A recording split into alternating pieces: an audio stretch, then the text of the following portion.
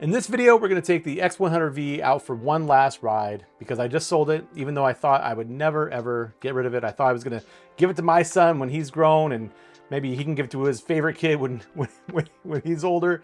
But you know, my son doesn't really like photography very much, not at all. And also it's a pretty good time to sell these things. So why not go ahead and trade it in and get something different, which I've already chosen a camera and you'll see what that is later on. For now, let's go ahead and jump in the car and take that last ride with the X100v, where I'll talk a little bit about what makes the X100v such a special camera and also why I can let it go. I headed out into Iowa for this trip. I went to a spot that I've been to before, and of course, it's a field with some old abandoned cars.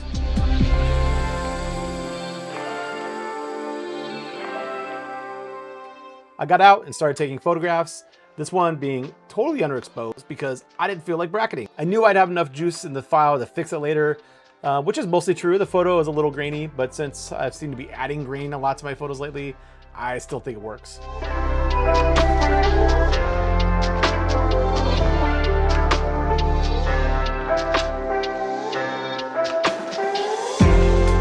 I had a film recipe dialed into the X100v that I totally didn't even remember putting into the camera. I have no idea what it is.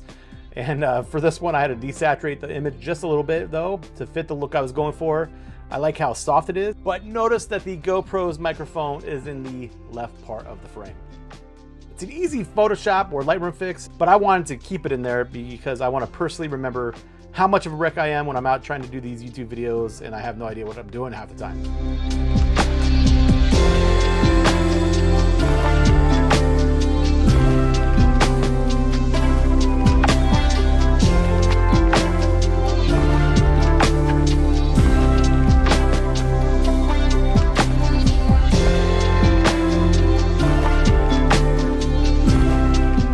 One thing I really love about the X100v is how well it can do wide, medium, and really close shots.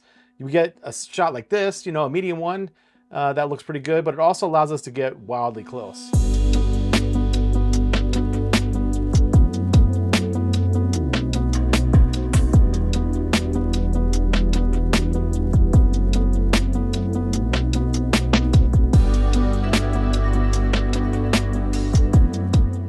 This is another shot I really like. I dig the rust and blue color repeated in the foreground and in the center of visual interest here, right? The X100 is wide open, f2, and the details are still there. I keep walking around and I notice a license plate from California. It looks like this was last driven in 2003, and I just have to wonder what stories these cars could tell.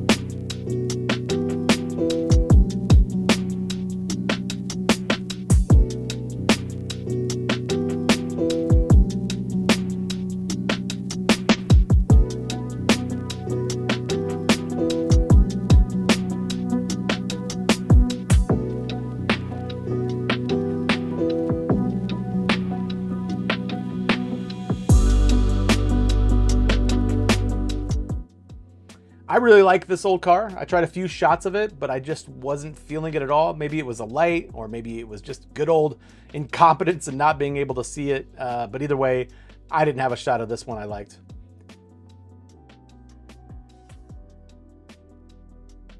Here's a couple different ones I did like though. I wanted to capture a few of these cars within the trees, almost like landscape shots. I like these, and I really appreciate how the dramatic evening light makes the photos look so much more interesting. Although I have to say, I can't stop seeing my shot on this tree. I bet that you can't unsee that now either, right?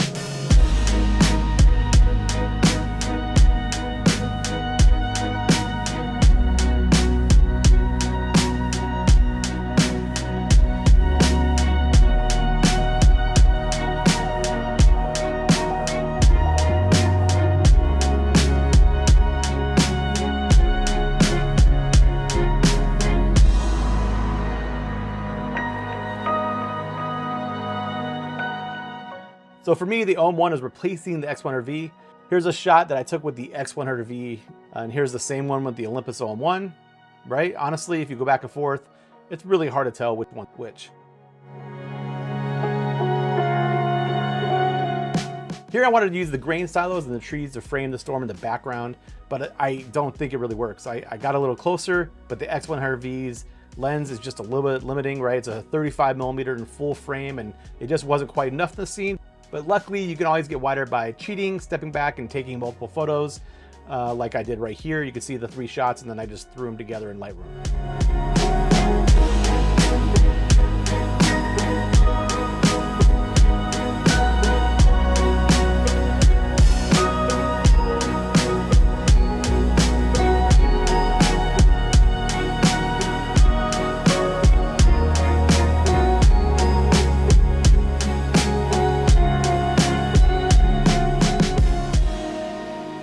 Finding these old barns, it's always fun, but I was a little sad there weren't more clouds in the sky for this shot. Yes, I could be a cheater and put in skies like this, this, and this, but I know you all hate cheaters, right? So today we're not gonna cheat, okay? We're just gonna go with what I found in the scene. One thing you could do if you don't have a great sky is just kind of get in a little bit closer.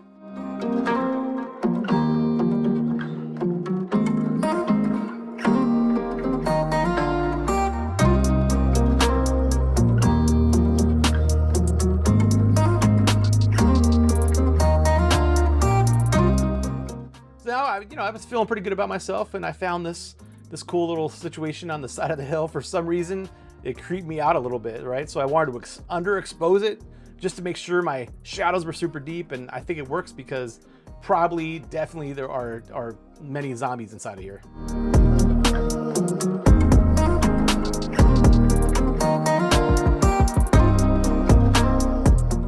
And speaking of zombies, my next spot is this awesome church appropriately named the Little White Chapel on the Hill. I took just a few shots and I didn't really love any of them. These 2 shots though made me appreciate the X100V as a storytelling machine. It's a lens and sensor that just keeps taking beautiful images in pretty much any type of light.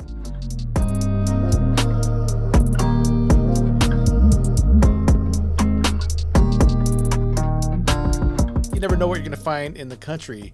Here's this random road I went down that has this really amazing monster truck right there. I knew right off the bat I'd have to do a couple pictures to merge together, so that's what I did here. I shot 3 different photos side by side and then put them into a photo merge. And then my favorite of maybe the entire day is this closer up one of this monster truck where you could see its eyes are a little bit red and just how that sun is fading in the background. That's a really cool one. And that kind of ends the journey. That's the final photograph you'll ever see from me with the X100V. So it's a little bittersweet, but also let's keep going on these trips and taking some amazing photographs no matter what camera we have.